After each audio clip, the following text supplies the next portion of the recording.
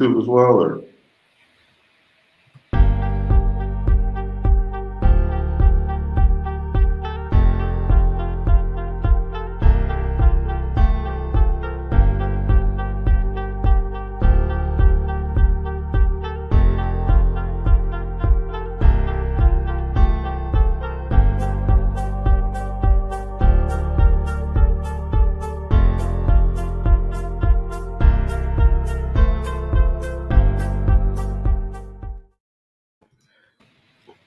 Him with the intro, Raphael.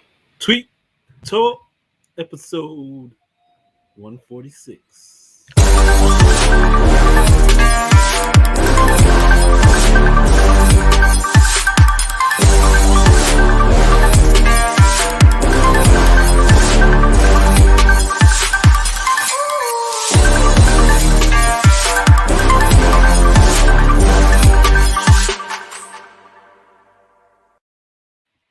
What's going on, y'all? What's going on, y'all? We're live. Tweet Talk, Black Wealth Podcast. Yes, we are. I am your host, Raphael Husbands. Along with my co-host, Charles Oglesby III, JD, aka Todd Billionaire. Hi. Welcome to Tweet Talk. We break down the financial tweets and we talk about building black wealth. The co-host, Nolan Oglesby. What's up, Nolan? I get The son, the the prince. I get the focus. I get the course. Gems. I get the jump. Big bars. Big bars. Thank you for your contribution. Oh, Today we got a special guest. He's been here before. I say. NewSkillsNewYou. He's here because he just launched a new, or he's in the process of launching a new book. This is Tweet Talk, like I said. Be sure to follow us on Twitter at Tweet Talk Pod. That's POD. Follow myself, Raphael, on Twitter at Work Money Life, and follow Charles on Twitter at Real Todd Billion. And today we got a guest, our brother Bruce Hill, aka NewSkillsNewYou. Welcome back to the show, brother. Hey, thank you, sir. You know what to say. One new skill would change your life. Right. It's so funny. I saw my Amazon app. I think it was either today or yesterday. It said 1 year ago today, and I showed a picture of us three. Oh, word? Yeah, I was like, man, it's been a year since. Dang, it's been a year? Where was that? What year were you doing? Time flies. Tell the people who you are, Bruce. So I'm Bruce Hill, New Skills, New You on all social media, and I help you hear yes more often. So I teach sales and leadership to help individuals and small businesses, entrepreneurs hear yes more often without sounding salesy. It's actually super easy. You mind if I tell you the secret sauce? It's just ask better questions. That's it. Better questions, better clients. No fancy sales scripts, right? You don't need to be a killer closer or a master manipulator. You just got to ask better questions. So that's what I help people do. Don't do it to all them in the first 2 minutes, Bruce. Oh, no. Come on, man. You know I can do this all day. Yeah. Grand opening, grand closing. Yes, sir. What more can I say? You know, our brother's back here, man. And like he said, he can talk about this all day long. And it's true. I've seen it. This ain't no joke. This brother can tell you all day, talk to you all day about sales without being salesy and how to ask better questions and ask more questions. And really, is that really the number one key to sales, the questions? It is. Absolutely. Absolutely. One of the favorite question is that I like to ask is, hey, what questions do you have before you get started? That's one of my favorite questions. What questions do you have? They're like, hold on, I ain't ready to get started.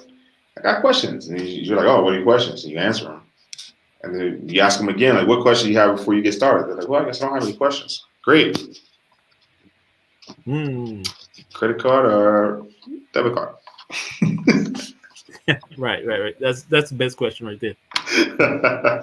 Yeah, once you understand But here's the shift that people have to make. Sales is service, and it's impossible to serve folks effectively, at least consistently. Maybe you'll accidentally help them out, but it's impossible to serve people effectively if you don't understand what the problem is, what solution they're looking for. So I think I got a couple tweets on this in the past few hours. You got to ask questions to understand how to serve them. And when you put the client first, when you add value first, you solve the problem first, it almost becomes easy.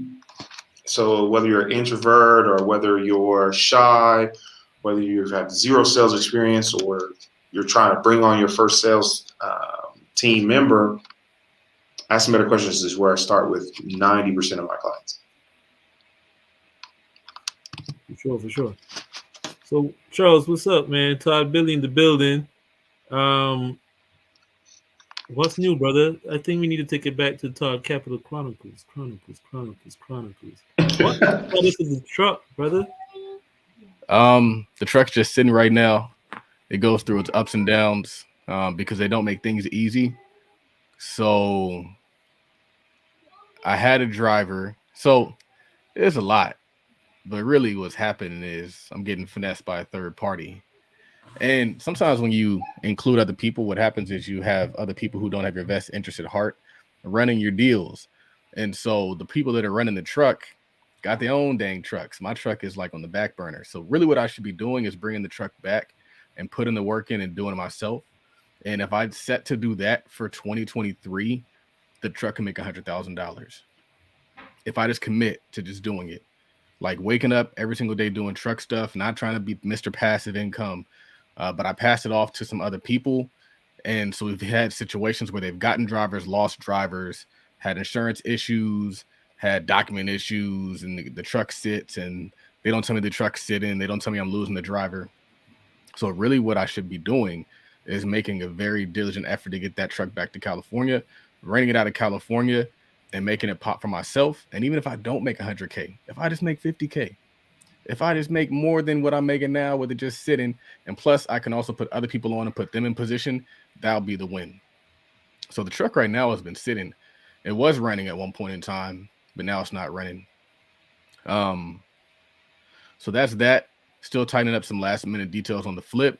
Had to spend like $4,000 to get some cabinets for the flip. So ordered those. I kind of put off ordering them for a long time. So it's a very, very big commitment, $4,000. But quite honestly, that's the last thing that really needs to go inside this house is the cabinets. So get the cabinets, get the whole kitchen layout. And what I did is really nice. I was tempted to go a little lean. And I was like, you know what? You put so much into this house, don't skip out now. So put up the full cabinet surround and also paid the extra to get an island. And the island's going to have either the sink or the stove in it, which is going to open up the kitchen and allow me to do more. So did that. And slowly just making progress, trudging along, making it do what it do. I had a very, very good interview this morning with the Women Omnits podcast. I know Bruce is on their podcast. I don't know if he experienced the same thing I experienced, but they asked very good questions. Like, it wasn't just tell me about yourself, tell me your story. They were like making me think, making me work. They're making me figure out things about myself that I didn't even know. They're like, well, where do you see yourself and what do you want to do? And I was like, man, like, this is kind of cool. So that was a cool conversation that I had this morning. And yeah, that's what I got going on. But honestly, I think I'm going to take this month off. I'm chilling in December. I think that's what it's all about. I think I'm going to chill December. Black Friday, Cyber Monday was good to me. I'm good enough to where I can just like do nothing for December and just kind of like strategically plan for some things. When I say do nothing, what I really mean is I don't want to really do too much marketing and promoting. What I really want to do is I want to focus on creating a whole new options course, getting my funnel situated, doing stuff like that. That's more working on the business as opposed to projecting and trying to get new customers and new clients. I kind of want to chill in that for a second. So when I do relaunch something new or whatever I just decide to relaunch, it'll be that much better. Make even more money in 2023. So I got to kind of tool up to dominate 2023 instead of trying to like do the same things right to the edge and then using the beginning of 2023 to start doing new things. Cool. And Bruce, I noticed follow our guest Bruce on Twitter at NewSkillsNewYou. But like he said, on all social media platforms at NewSkillsNewYou, because one skill will change your life. Bruce, you had a tweet where you said good habits in 2022 make for a great 2023. Yeah, thank you. It's funny when people ask me what I do. I spend more time on a personal professional development than I do on raw sales training. So yes, I could train your sales team like a higher sales team, but I found that most individuals need to start with things like clarity, like confidence, communication. And I realized that good habits compound and bad habits do as well. So if you have practiced good habits today, they end up to give you great results tomorrow. And that's a really beautiful thing. So a lot of times, especially at the end of the year, people are planning for 2023 and they can get started today. That doesn't mean necessarily even joining the gym. That's probably one of the most popular New Year's resolutions. It could be doing some sit-ups, 10 sit-ups, 10 push-ups, 10 jumping jacks each day, and just getting in the habit, right? It could be stretch daily. It could be learning a new yoga pose. And that's just something small, 5 or 10 minutes of your day. But man, that good habit is going to make for a great year. So 2023 will be a lot different. Not a new year necessarily, but definitely a new you. New year, new you. Hey. Started early. New habits, new you. Yeah, much better. Definitely more true. The funny thing about exercise, though, is funny. Like you get into the habit of exercising or doing something healthy, it gives you energy to do other stuff. One new skill will change your life, man. And the discipline that you take to, let's just keep going with exercise, spills into other areas of your life. Things that you don't feel like doing, like picking up the phone and calling a client and saying, hey, you haven't paid the invoice, right? So here's another great question. We're talking about asking better questions. So if you have someone that hasn't paid the invoice, ask them, what are your hesitations about moving forward? And they'll tell you. I had a perfect example. He was like, well, you know what, Bruce, I don't have a sales team. And I was like, okay, why is that a problem? He's like, well, who's gonna do this if I don't have a sales team? Do I need sales training? I was like, the sales training isn't for you. It's to document the standard operating procedures so you can hire that team and they'll be successful. I was like, I don't want you to hire someone and be unsuccessful. That's a waste of time, energy, and money. And so I'll let you know how it goes. Stay tuned. This was literally just recently. But the point I want to make is the discipline to do something uncomfortable goes over into your business. You don't want to call someone up and say, why didn't you pay the invoice? Right? That's a tough conversation to have. But one new skill will change your life. Yeah, 100% always, not always say, but what's interesting about exercise, especially if you do like weight training, is like you're constantly challenging yourself to see what more you can do, how much more weight you can put up, what you can tolerate. And the same thing kind of translates into business, where you aren't afraid of challenges in business. In fact, you see it as an opportunity to prove how strong you are. And a lot of people, when they see a challenge or they see something that it looks like a difficult task or whatever it might be, they're like, oh, it's too hard, I'm just not going to do it. And so I think that the gym conditions you to think like that, but also psychologically, you just start running through walls in your business. And so when I'm not exercising, I'm less motivated. When I am exercising, I'm kicking butt and taking names. So yeah, 100%. Well said, sir. Well said. So Bruce, I think you're coming up with another book. Tell us about the first book, though. No Gas, No Brakes. You wrote that this year, right? You released it this year? Was it this year? Or was it last year? Man, it's 2022. Whenever y'all listening to this, is December 2022. Oops, I don't know if I'm supposed to timestamp the podcast. It's all good, man. But I wrote a book as a collaboration project with some great friends of mine. Shout out to Javon Woodman. I'll actually be speaking at his conference in January. And so we collaborated on a book, All Gas, No Brakes, where we wanted people to create a life they didn't need a break from, they didn't need a vacation from. And that's what is so valuable to me. Like, oh, you're always doing this, you're always doing that, but I'm doing what I enjoy, I do what I love. And that's a subtle difference. A lot of people spend all their time away from their family, driving in a car, commuting to a job they don't like, or doing things they don't really want to do, or don't even get them closer to their goals. And that's such a draining way to live. So I wrote that one to share that message, and also because I kept telling my friend, like, you need to write a book. You need to write a book. And I didn't have a book. So I wrote that one as an example to him to show him how easy it was. Oh, good. So one of the biggest stories out now, Deion, Coach Prime, has jumped ship from JSU to Colorado for more money. Good job. The internet is like on fire. What is your thoughts on this? People thinking he abandoned us. Some people are going nuts for this, man. So, man, that's a good question. I have two layers of thought. So I went to the University of Cincinnati, go Bearcats. And while I was there was 3 coaches. Since then, there's been 5 or 6. I haven't been keeping track. So we're looking at almost 10 coaches in close to a decade.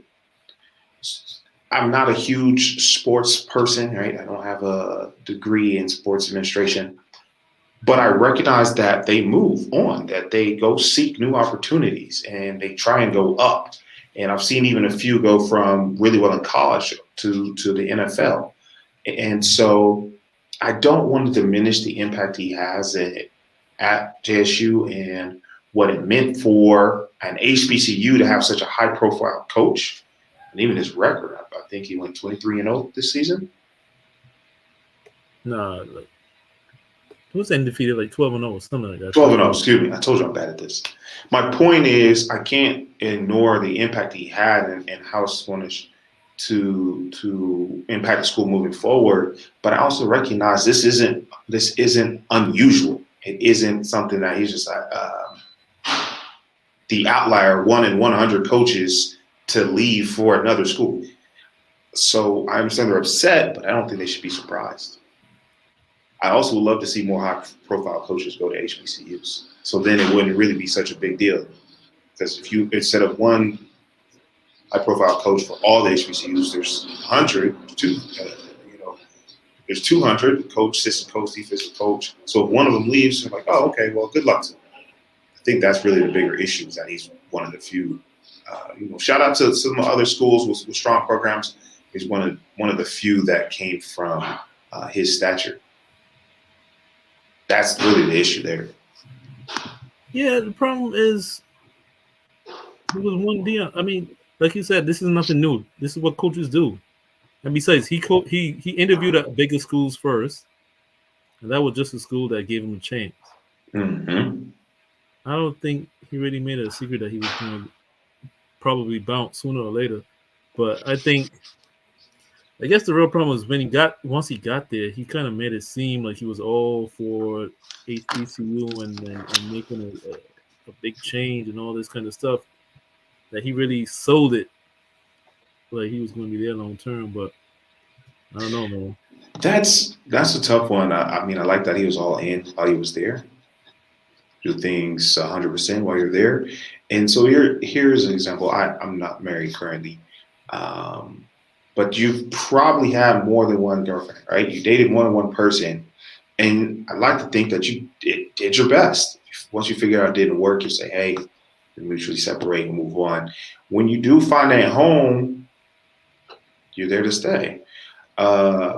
So I don't want to oversimplify, right, football to marriage. But the point is, you have to do the best where you are. And I don't think you begin any relationship, or should not begin any relationship, with an exit strategy, right? Exit strategies are for real estate investments.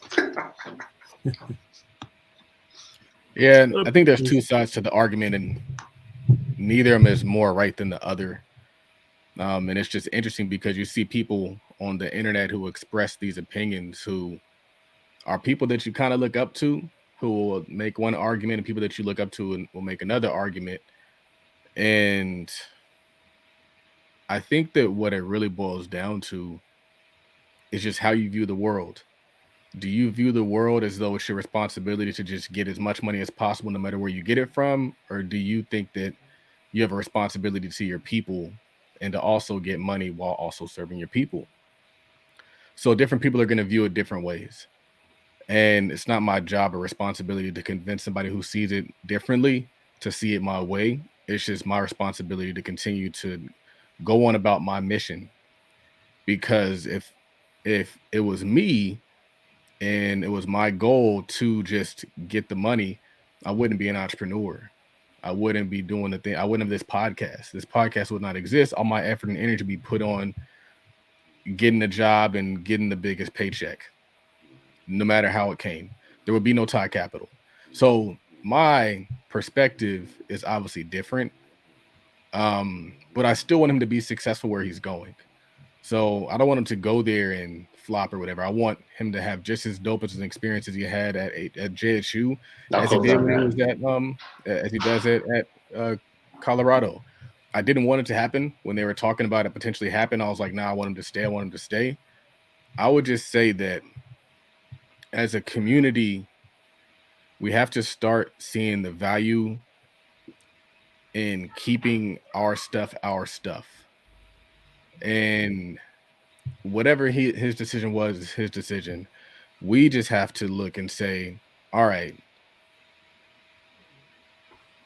how can we make it competitive for people to want to stay at a HBCU? What can we do to make that happen? What can we do to make it so it's worth their while, so they don't feel like they're taking a loss? But we also kind of have to reshape the culture, because at once upon a time, these major universities weren't as major as they are now. They got there over time. They got there through contributions of alumni. They got through contributions of influential people that came and poured back into those universities, people that did really well and then came back. And so we have a unique situation where we might not be able to write a big old check and even they can't write the check. They said they don't have the money. They're going to figure it out. You know how they figured it out is all the success they've been having since they made that announcement.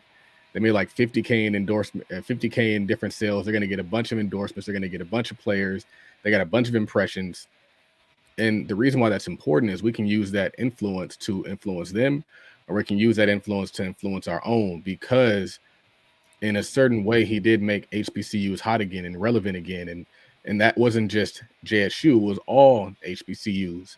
And so for me, not trying to be politically correct, I think that Deion Sanders should have stayed.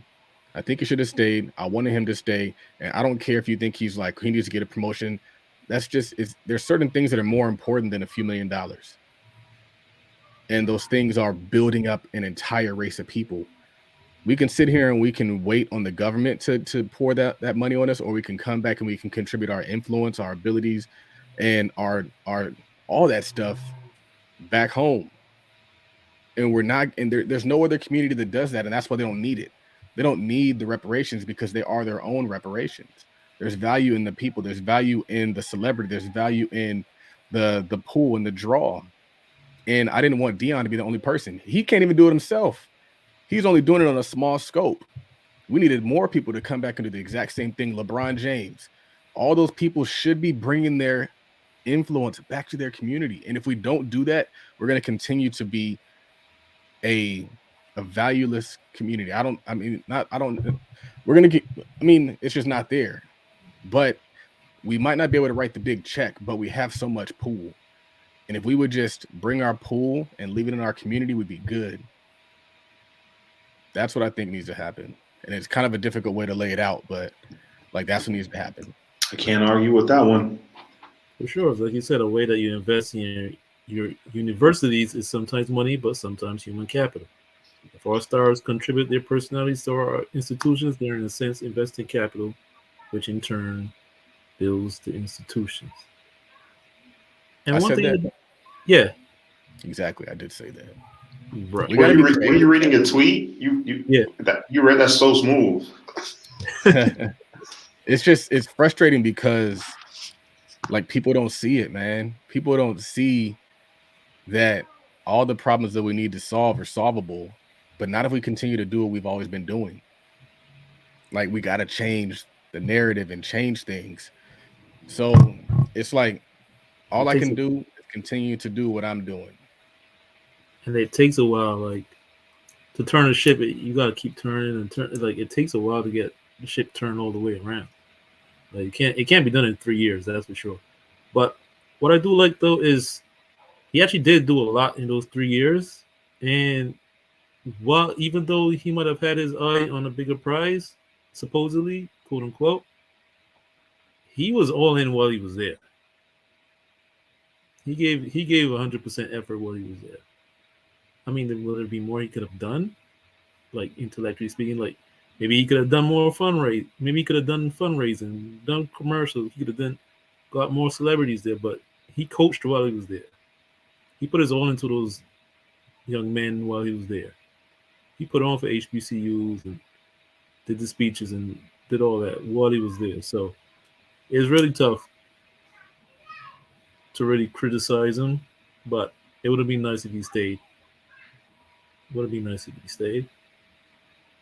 like you said in a tweet, the real L is a culture relying on one person to save HBCUs instead of all of us being that one person. Man, that's what I was saying earlier. If there was 100 coaches, from the NFL going to HBCUs, one leaving, they'd be like, they probably would be like, oh, come hang out with us. That's what all the cool kids are doing. Yeah, Right. I think it also, there's just so much to it. There's so much to it, and I think in order to really grasp what needs to be done, we need to actually have knowledge of what really happened.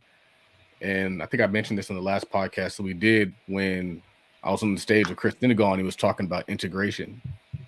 And Deion Sanders is one thing, but a lot of what happens is we tend to send our best and our brightest to those universities as well. So you're sending your best and your brightest to SC, UCLA. I've even made the comment, like, I want my son to go to SC, but I also want him to go to HBCU. So I got to figure out how to make that hybrid approach.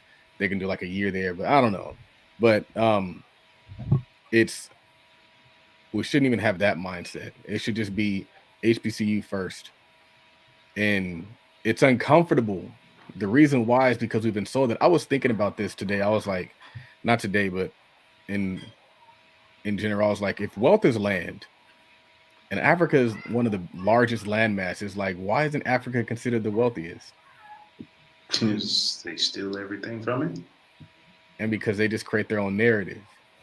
So they create the narrative by just saying we're the best, even if they aren't the best.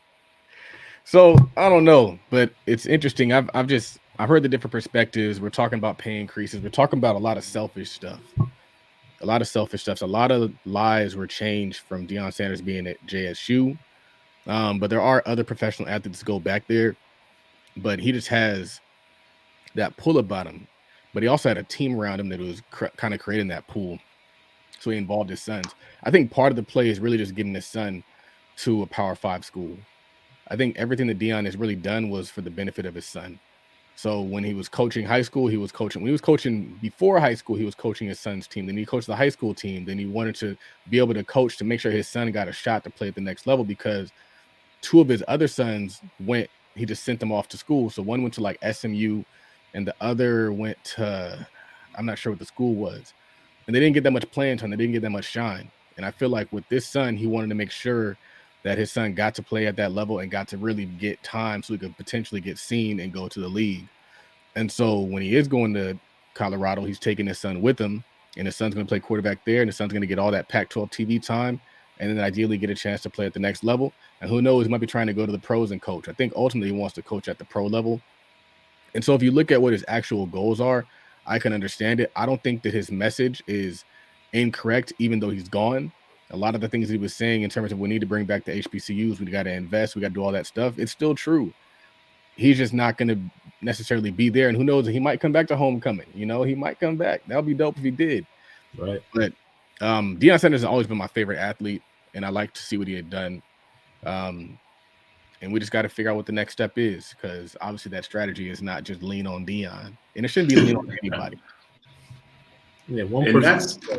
that's where I teach New Skills, New You. If we can teach the individuals to level up, it as a benefit to the whole, right? The sum of the parts is greater than the sum of the whole is greater than the sum of the parts. And that's where, my contribution is, where we can help some new entrepreneurs survive and build something that they own. I can see it being massive shift over the next, not even a long time, next 5 years. The goal for 2023 is to impact 2,500 small businesses. Yeah. Right. Now, funny thing is, people criticize so much, but I think he said it's not just about his kids. Some people are saying part of the reason he left is because his assistant coaches weren't getting paid much. Like, he was only making $300 grand. They also said that he would give like half of his salary back to the school to improve the facilities. It's another problem with HBCU since we don't have the funding, don't have the facilities like the bigger schools. Since we're talking about funding, I Get 'em. recently saw an article that said that under Joe Biden, they reduced funding at HBCUs from like $42 billion to like $3 billion. That was interesting to see. Mm-hmm. So from like 45 to like 2 billion. We need to fact check that. Did that get passed? I'm not sure. That has very strong implications. Also saw that Diamond Dave was doing a video about it last night. I didn't watch the whole thing, but one of the first things he said was that what people don't realize is that at the state level, the state governments don't really give HBCUs the help they need and the resources that they need, because it's kind of like you starve. If you starve them out, they're gonna go away. Right. And then they'll be like, oh, they weren't really good schools. They're not getting the same funding as a school, 5-10 miles down the road. Yeah, well, you go to the hood and you go to the neighborhood schools, the books are falling apart and the desks are falling apart, the chairs are falling apart, and then you say kids are no good. Kids are just as smart as the other kids. You're giving them 20-year-old stuff that's falling apart and it's no good. What do you expect? But Bruce, you got another book coming out? Yeah, thank you for asking. So I've been narrowing down and niching down. This book is called The Sales Success System.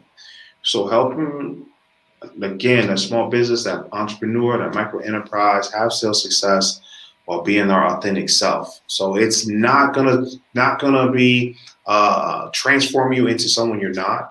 Okay, how do we help you, your authentic self, grow your business, increase your revenue? So I've condensed what I've learned over the past 15 years, the things I messed up, I've done wrong, and the things I've done really well, from President's Club to 7 figures in pipeline for SaaS companies and startups, and say, okay, let's apply this to the person that's getting started, who maybe hasn't hired their first salesperson yet, or looking to build their sales team, or who says, look, it's just me, but how do I spend more time serving and less time selling? So what I've done, and I think Charles put the pre-order up. The pre-order is going to get you a physical copy of the book, first quarter of 2023. You'll be mentioned in the book too, so make sure you fill out everything in the pre-order, all right? Because I definitely want to shout you out, especially if you're a business owner, entrepreneur. Definitely want to shout you out, say thank you. I want to sincerely help you grow. So that's first quarter 23. But today, if you got the pre-order, I've already started adding resources in there to help you grow your business today. The Asking Better Questions resources in there, the Conversations to Clients resources in there, and I'm going to keep adding new trainings at no additional cost. If you got the pre-order, you're good, so that you can put those into practice and benefit from it today. So it's all about adding value just as a thank you and giving back. And I'm super excited. This is the first book I've written directly. This is my first solo project directly to the people I serve.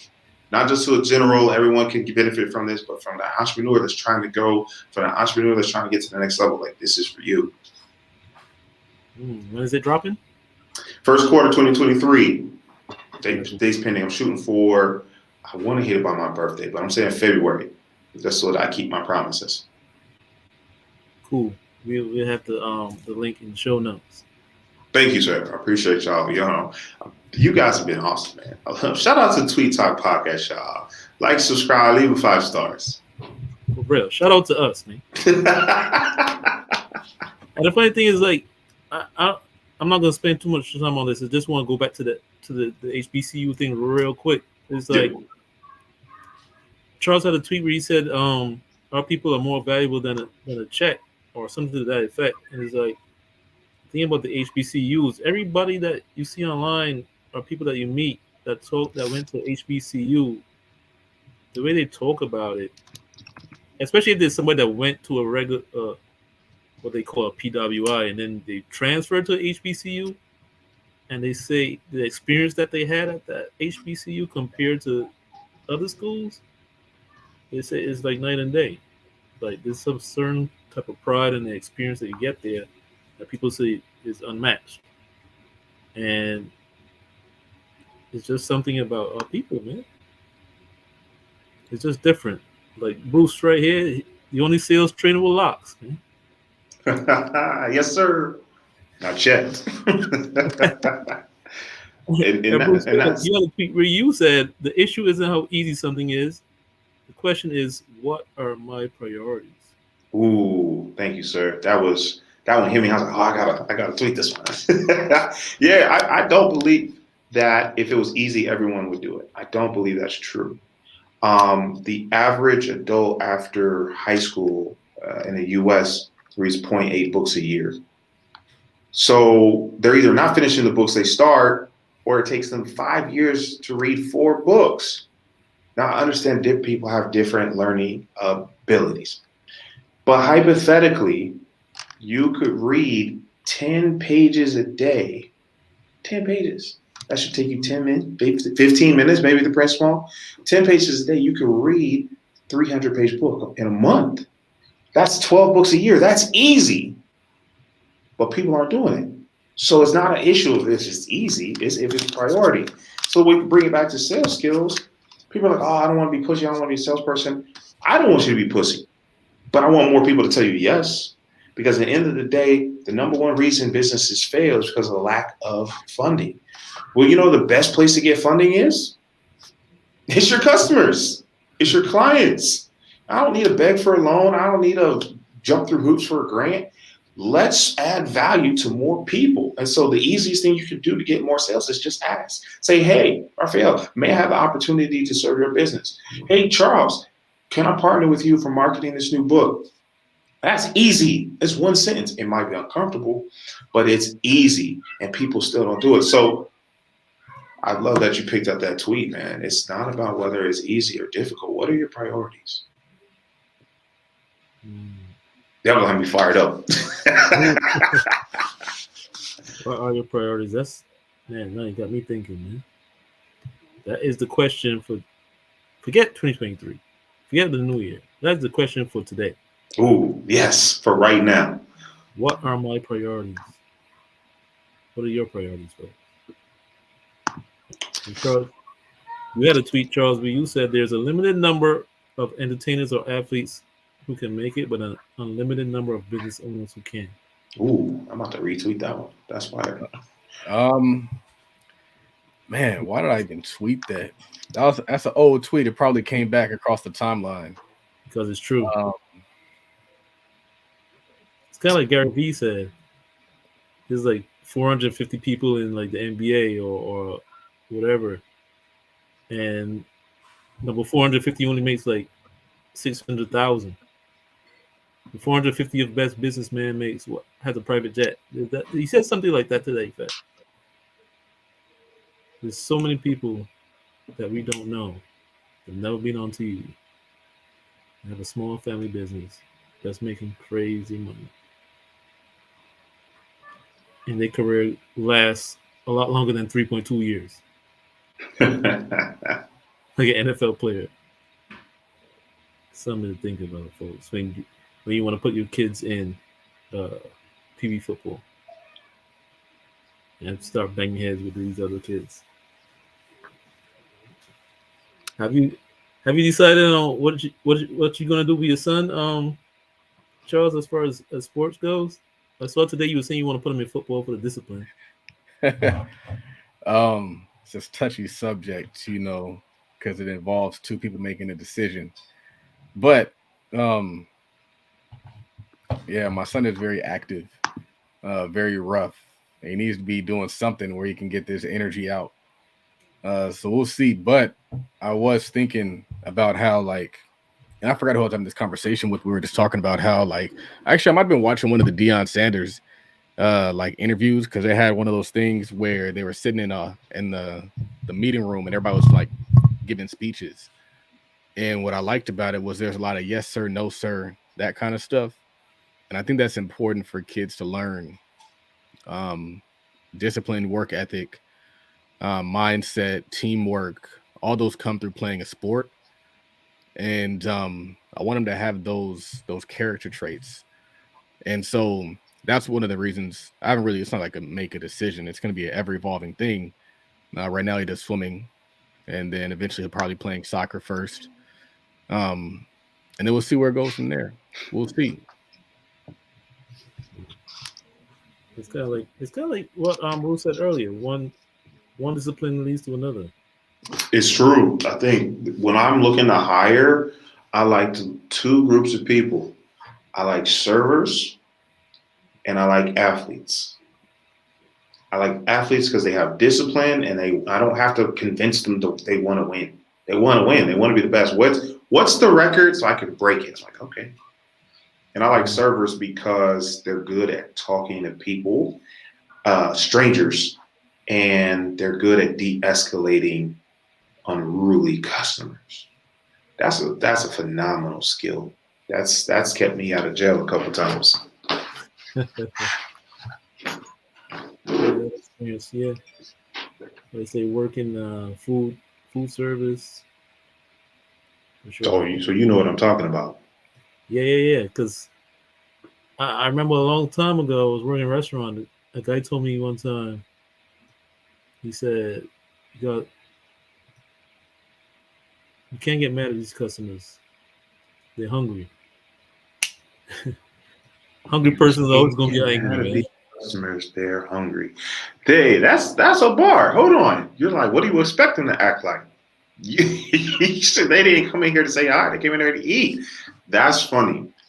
Like I've seen customers that they came in and they would seem kind of rude, but after they took their food and sat down, they came back and they saying thank you. They're so nice. Nicest people in the world.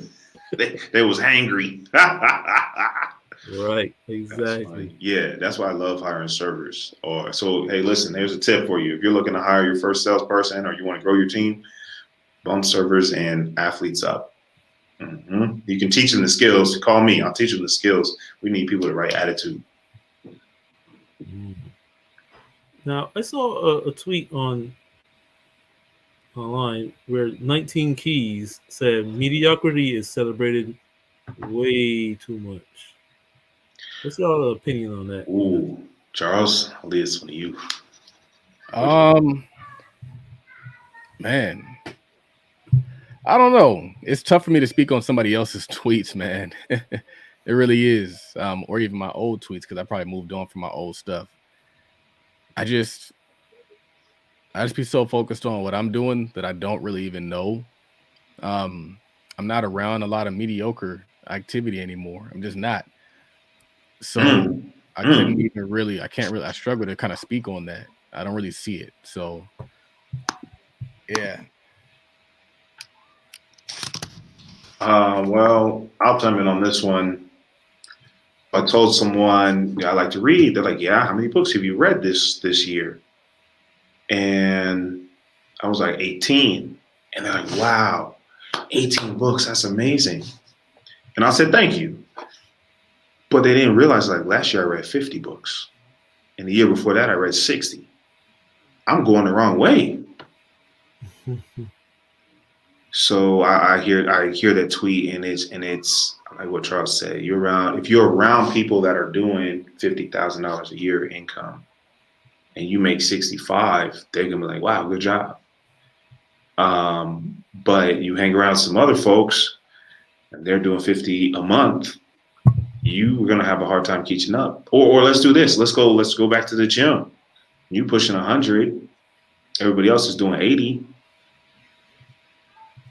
You top dog, but you go to one of those professional gyms.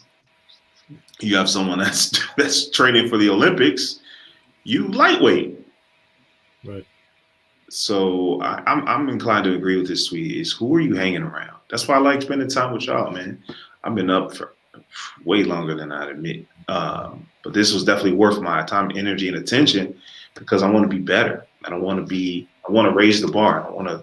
2021 is yesterday, right? I'm looking towards the future. For sure.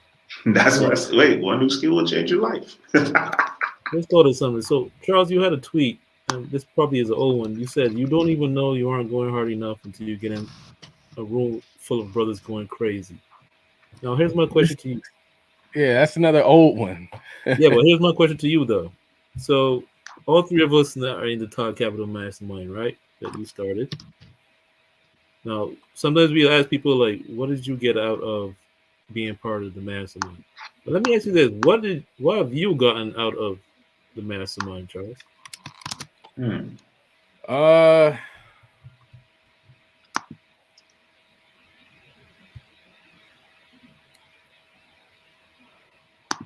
thought about that, did you? I haven't. I would say that I think that sometimes when you're teaching things, it reminds you of the things that you need to be doing yourself.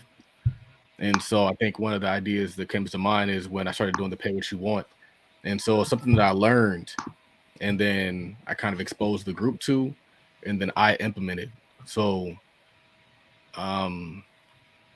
it helps to have like a sounding board and have people that I can kind of bring ideas to and share things with. I would say it's taught me to kind of to have different subjects to talk about outside of just the obvious one. So when I'm in front of other people, I have multiple banks of information that I can pull from and talk from.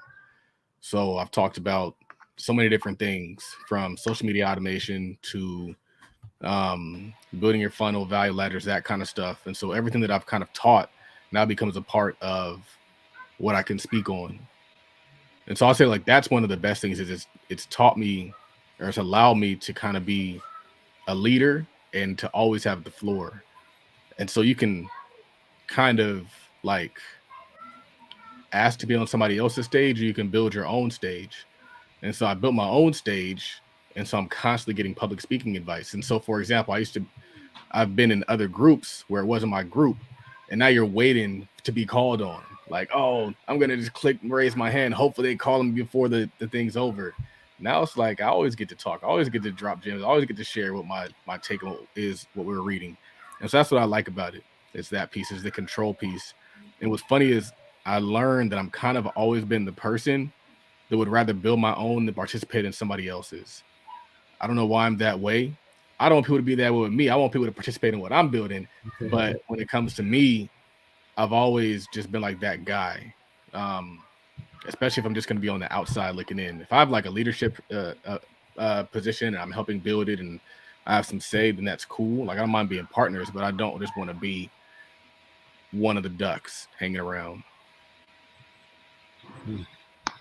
I want to say too, I've seen you communicate more effectively and teach more effectively over this past year, because you have a lot of good ideas, but you didn't always express them in a way that people could grasp and then execute.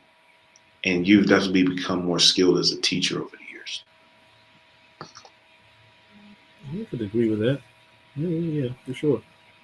I mean, for me personally, big thing for me is being around people that are kind of like heading in the same direction, doing the same kind of things. And I don't think that what you're doing is crazy. Like if you're talking about posting multiple times on social media, you're not looked at funny. You know what I'm saying? Like if you think about it, some of the stuff we do and talk about, ordinary people wouldn't even understand why you would even want to do this. But in our group, it's normal. In fact, we tell you do more, post more. 3 times, no, 10. 10. Remember we did that 10 posts a day challenge, and everybody's accounts went crazy. That shit was great. So, Charles, you had a tweet. Well, let's go back to Bruce. Bruce, you had a tweet. Lay it on me, man. You said rushing won't get you there any faster. consistency will get you there for sure. I found that quote in a notebook. I was going through some notebooks trying to find some information, and I read it, and then I stopped and I read it again. I said, hold up. And what I found over the years, I don't know if anyone's run a race, 5K, 10K. A lot of rookies will try and beat everyone to that first 1 mile. Let's just say you're doing a 10-mile race. And they would try to be the fastest person out of the gate, and they would try to be the fastest person. And what would happen, they would have a really short mile time, 6-7 minutes for the first mile, and maybe 6 or 7 minutes mile for the second mile. But then the third mile, their time would go up, right? They'd get slower. It'd be an 8-minute mile, and then be a 9-minute mile, then a 10-minute mile. And then next thing you know, you're last place. But what's more effective is I say, hey, in my head, I know I can do a 9-minute pace for the most of the race. And that last mile, then I go full speed. And what's interesting is you can beat a lot of people that way because they're tired. They are wore out. They were rushing. And so they end up getting there not any faster, sometimes slower. But the person that's consistent, they end up doing better overall. And so, I found that quote in a notebook. I think that was earlier today. And I was like, man, I got to remember that for my own entrepreneurial journey. You can do all the plays and you can all do the hacks. But at the end of the day, consistently telling your target audience what problem you solve daily, that's the way to success. You also said, tell more people what you do. That one's so simple. I wonder if people miss the value in that one because it's so simple. No one can buy from you if they don't know what you do or have. It's not even like not going to school to get a marketing degree, going to university and learning mass communication. It's not hiring a social media. It's just tell some more people. That's why I hopped on Tweet Talk podcast. Hey, it's New Skills, New You. Just DM me solution. We'll take care of it. We help you increase the sales of your business. Boom. I just told somebody. Somebody's going to listen to this a year from now, 10 years from now. They're like, hey, I wonder if that work still works. That's it. I said it earlier. It's easy. But we could talk about some more, the 3 C's being clear, concise, compelling. And we could talk about putting together a presentation effectively. But at the end of the day, just tell them. Just tell them. And your business is going to grow. Yeah, what is the number one skill that you need for a business? Ooh, for business or for sales? For business. For business? Is it not sales? I hate statements like that. Because you don't just do one skill. It's a bunch of skills, right? So I'm gonna cheat and say I'm gonna be the number one skill is to learn new skills. Learning is definitely a skill. You can learn how to ingest information, to understand it quickly, to synthesize it quickly, and apply it quickly, to execute it quickly. If you learn how to learn, there's 5 skills I go over. It's confidence, it's listening, communication, which I do teach separately. Confidence, listening, communication, learning, and then raw sales skills. Those are 5 skills that I go over and over again. If you learn how to learn, like just reading 10 pages a day, that's learning, right? That's active learning. You can absolutely transform your life. When I started reading books, it was because I wanted to be CEO. I thought that was the top dog, right? Money, power, respect. And so I learned somewhere that the average CEO reads 60 books a year and attends 6 conferences a year. I'm like, all right, bet. We're going to go to some conferences. We're going to read some books. And when I discovered, though, while the CEO is probably the most well-paid employee, there's someone that started the company. There's someone that owns the company. And I'm like, you can start companies? You're allowed to do that? And that's when I realized, like, oh, it's called entrepreneurship. I got to check this out. One new skill will change your life. So now that I learned something new, I applied that to my life. I accidentally became an entrepreneur. I was trying to get a promotion on my job. They said, Bruce, you don't have enough leadership skills. Leadership is a skill. So I went and found a group called Toastmasters. They teach leadership and communication. And I started adding value. I started serving. And I was helping other people with their presentations. They were winning awards. They were winning prizes. One guy, he was like, you know what, Bruce, you helped me be confident to ask my crush on a date. And they say yes. I'm like, man, that's great. I help people get promotions. And one day, this was my entrepreneurship journey started. Someone said, how much do I owe you? I was like, what you mean? They're like, I really appreciate your help. How much I owe you? I just made up a number. I said $100. I don't know. It seemed like a lot of money. I paid $100 for 3 hours. I didn't know what I was doing. It was called executive coaching. $100 for 3 hours. I promise you, it's not $30 an hour no more. But that was more than I was getting paid at my job. And it never occurred to me that someone would be willing to pay me for the value I add, the problem I solve. And that's why I teach people sales isn't about being an extrovert. It isn't being an excellent talker. It isn't about convincing people. When you add value in an impactful way, people are happy to pay you. They will trade you their time, energy, or money for the solution to their problem. All I have to do is teach you how to clearly, confidently communicate the problem you solve. So now all of a sudden people are asking you to pay you. And that's what New Skills New You is all about. That's cool. Charles didn't like the question.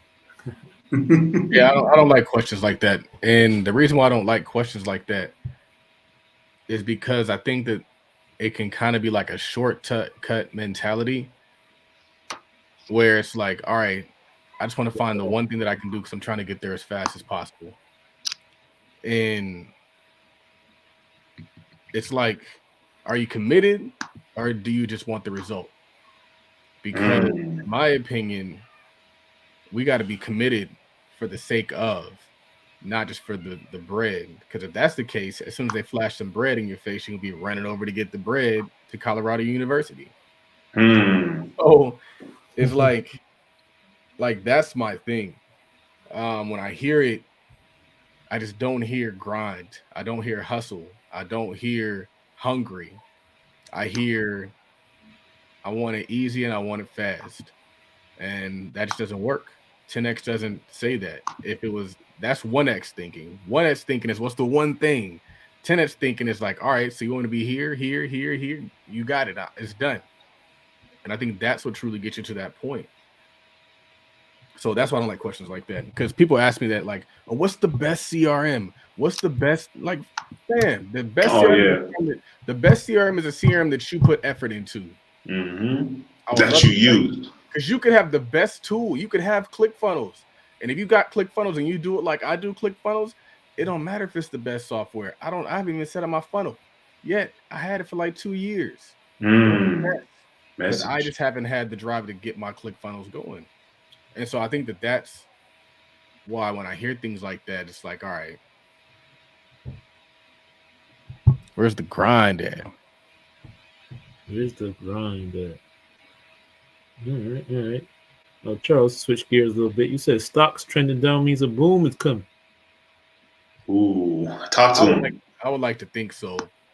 I'm not sure if the Fed has released their minutes for their meeting yet, but a lot of what's going to happen in the stock market is contingent upon what the Fed says. And we had a pretty good rally into the last week because, well, we had a situation where there was news that inflation wasn't as high as people said it was, which would then indicate that maybe the Fed's going to start slowing down their rate increases. And then I want to say we got some more news that kind of indicated that the rates wouldn't go up. And so we had seen the stock market kind of trend up. Like my account went up pretty significant in like the last month. And then we kind of took a little dip. And so like, forget his name. I haven't seen him in a long time. But the stock market goes up and down and up and down. So if we've been going up for a while and we're going down, that means you can expect another up to follow. And so I've just kind of been patient, waiting on the next kind of resurgence to happen. And there's cycles to this. What goes up must come down. So I'm back again. What do you tell the person that sees that and says, I better wait to start investing till I see what happens? That's the wrong mentality. Waiting mentality is another not hungry mentality. If you were hungry and you was starving, like you was dying, would you say, you know what, I'm gonna wait to drive to the store until later, until all the stoplights are green? No, you be in the car waiting for the stoplights, going to get that burger. Yeah. And so I think I've never been a fan of waiting. I've never been a fan of holding off and waiting for the signs to be clear. What I would recommend is getting in now with the strategic plan to capitalize on what comes. I think that really is the play, because quite honestly, when it comes to this stock market stuff, a lot of us, we don't know, because the market can do whatever it wants to do. Right. And it's going to do whatever it wants to do. We've seen so many people on this internet call out stuff and be wrong, tell people to buy things and be wrong. Mm-hmm. And it's because they thought they had the crystal ball. They thought they just knew. I just know. I know it's the right time to buy Amazon right now.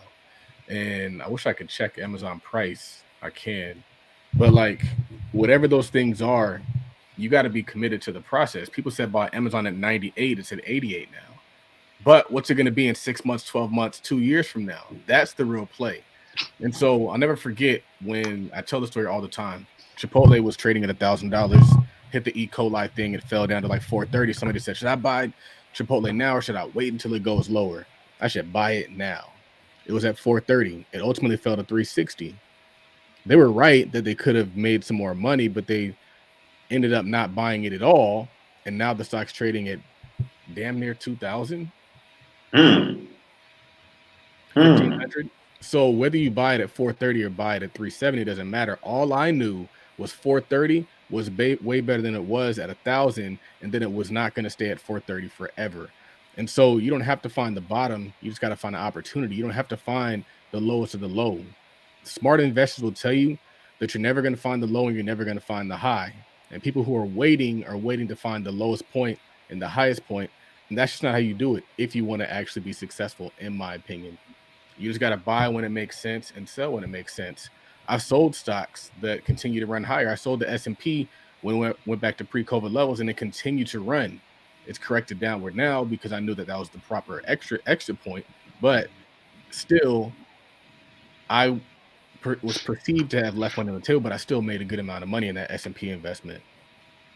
I don't believe in waiting. I believe in taking advantage of the opportunity. Action takers and money makers. Yes, sir. And that's the key, because even in business, it's like, oh, should I wait until after the recession? Should I wait until after COVID? Like, fam, you always going to have a reason to wait. They're always going to be pumping some kind of fear into you to convince you to do nothing. It's always something. Don't buy a house during COVID. Don't buy a house when interest rates going high. But right now, it's probably going to be the cheapest that homes will be. You don't even know what's going to happen. And you know what happens if you happen to buy a house. Let's say you buy a house for $400,000. Interest rates continue to move those prices down to 300. Yeah, it's going to be down temporarily, but it's not going to be down forever. Who the heck is this? So I appreciate you. That wasn't a rhetorical question or a big question. I really struggle with that, where people keep putting things off. So I appreciate you sharing your insight on that. My bad, Rob. Didn't mean to take your spotlight. No, it's all good. It's all good. And it's like Charles had another tweet. We said, as smart as bankers think they are, they were completely caught off guard during the 2008 recession. So why listen to your advice and when the next recession is coming? I saw something by Jamie Dimon, and he was talking about that he expects it to be a bad recession coming up. And then I'm always seeing different people who either work for a bank or are high up somewhere talking about recession. It's a recession. And I was watching CNBC today, and they were talking about how there's a difference between like a value recession and an economic recession. And so we are in, quote, a value recession because things were overvalued, meaning that stock prices were overvalued. They were flying so high that it was not in touch with reality. And so those values are correcting down. And then you have an economic recession where you have like an actual jobs are being lost, homes being foreclosed on, that kind of stuff. And we're not seeing that. We're not seeing that. And so my problem is, if these people are so smart, they wouldn't have got clapped last time. And so you don't get just to pop up and say, well, I'm the CEO of this bank and I said this, so therefore you listen to me. In my opinion, that's like on the podcast that I was listening to this morning, I said that we have to get to the point where we have the ability and the knowledge within ourselves to hear things and come to our own conclusion, not merely adopt the conclusions that are handed to us. And so there's always somebody that's willing to tell you, like, this is what it is, and so therefore you should conduct yourselves accordingly. Like, no, I'm gonna look at what I see and I'm gonna conduct myself accordingly, and I'm gonna actually make my own conclusion. And that's what I'm gonna do through my analysis and critical thinking. I'm not just gonna allow somebody to tell me that this is what it is, and I'm like, oh well, I guess we might as well be stocking up on stuff because Y2K is coming. Like, how many times are we gonna fall for the okie doke? How many times? There's always something. There's always something. You said it, Y2K. Wow. Charles, we jumping gems on I it. We need to. What was that book we were supposed to write? The Book of Gems or the Gem Book or something? I don't remember. We were talking on the Todd Capital Mastermind. Shout out to the Todd Capital Mastermind. And I think if they grab the Freedom Pack, do they get access? I think they do. Grab the freedompack.us, freedompack.us, not .com, and learn how you can survive any recession. Anyway, we were talking about taking all the gems and quotes that we have, kind of doing like a tweet talk, best of, maybe a little ebook or something like that. I don't know. It's just an idea. Right. Okay. We can talk about it offline. Y2K. I remember you brought back memories. Yeah, me too. Busta Rhymes back in the day, late 90s, Busta Rhymes, every album he was talking about Y2K is coming. Didn't B2K have like an album or a song called Y2K or something? You remember that? Something like that. I could be tripping. Busta Rhymes was heavy on that Y2K conspiracy. Had him in a chokehold. And then year 2000 came and nothing happened. Not at all. You had to go to work the next day. Like, oh damn. We thought computers were going to shut down, prison doors were going to open up. Yeah. All kind of craziness, and nothing happened. Absolutely nothing happened. We're gonna start wrapping it up. Yeah, it's getting late. Oh, let me ask you, Charles. I saw a tweet where you were talking about how, looking back on your year, you really did a lot. Skydiving, got to meet Don Peebles, interviewed Dr. Kimbrough. All these games you went to. You did a lot of golfing too, in different countries. A lot of golfing. It was a good year, and that's why I feel like I'm taking December off. Yeah, we really lived it up. There's still a little bit more living to do.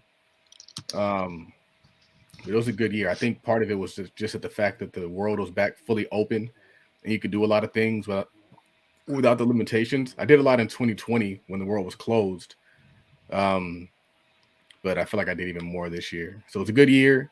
I don't have a gem from that. Just had a good time. Well, when did you leave the job full time? When did you leave the job? November of 2020. So, November 2020. Oh, okay. Cool. So 2021 was like the year that I was really off, but I just did a lot of relaxing that year. Oh, I remember. This guy was wearing a lot of sweatsuits and gold chains. Yeah, I was. I was just big chillin'. I'm looking forward to that, man. I'm shooting for 2025 to retire. Yeah, I remember now. Yeah, no, I remember. Beginning of 2022, it was like, man, but I'm putting back on my suits. That was funny. But we're gonna wrap this up. Thank you guys for joining us. Be sure to follow us, like I said, on Twitter at TweetTalkPod. That's POD. Follow myself, Raphael, on Twitter at WorkMoneyLife. Follow Charles at RealToddBillion. Follow our guest, Bruce Hill, aka NewSkillsNewYou at NewSkillsNewYou on every platform. Follow us on Instagram at Tweet Talk Podcast. Follow the parent company on Instagram at Todd.Capital and Charles at RealToddBillion. My bad. I clicked it too quick. Follow us on TikTok too, at Tweet Talk Pod. Oh, you're outside. Okay. And for our guest Bruce on every. Tell that dude to create an intro, outro for the Tweet Talk podcast, man. You talking about Donald the Voice? You talking about me? Nah, whoever has been doing the TikTok stuff. Yeah, we're gonna get on that. Thanks for reminding me. Get on that this week. We're gonna do that. Be sure to follow us, man. Subscribe. Give us 5-star ratings. Apple Podcasts, Spotify, Amazon Music, wherever you're listening to this. Google Podcasts, all that. I'll just leave you guys with one last tweet. I'm gonna repeat it. Like Charles said, remember, our people are more valuable than any check. Mm. I'm your host, Raphael, along with my co-host, Charles Osby III, JD. Thank you. Tweet Talk Podcast, we are out.